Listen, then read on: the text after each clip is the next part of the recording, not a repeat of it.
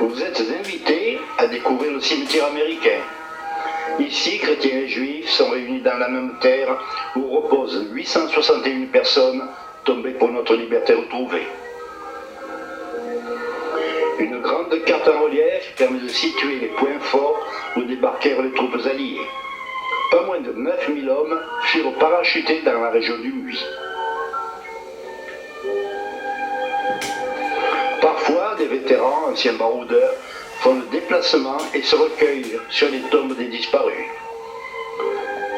De même que la visite de la chapelle s'impose si l'on veut faire connaissance entière des lieux. Tous les ans, quelques familles font le voyage et viennent honorer leurs morts. Mais combien de simples visiteurs s'y rendent pour y trouver la paix et la quiétude d'un grand jardin secret?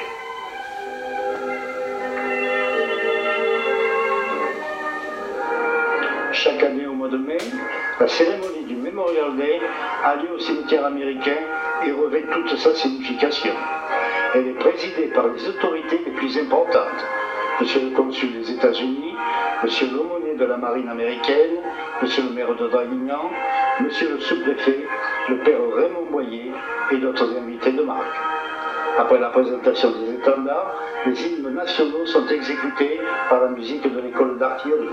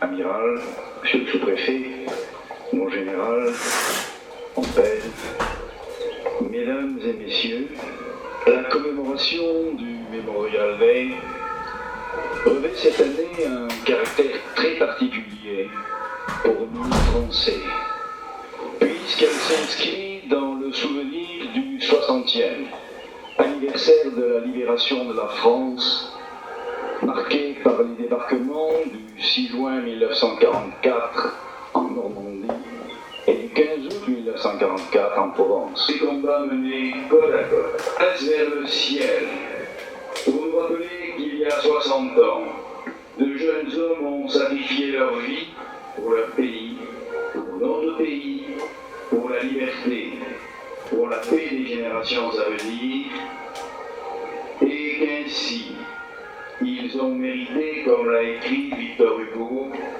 qu'à leur tombeau. Après s'être adressé aux autorités et aux invités, M. Max Piselli, maire de Draguignan, dépose une gerbe au nom de tous les Dracénois et de tous les Varois. Une minute de silence et instant de recueillement.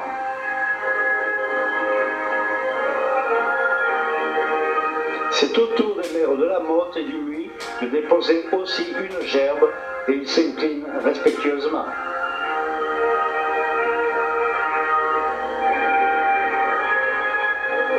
La commémoration se poursuit stricte et digne.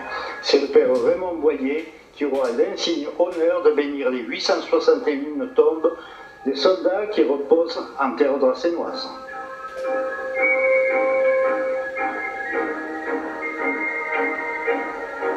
Cérémonie empreinte de souvenirs forts et douloureux. Gageons que les générations futures ne connaissent pareil séisme et que les couleurs de nos drapeaux flottent toujours dans un ciel bleu d'espoir et de paix.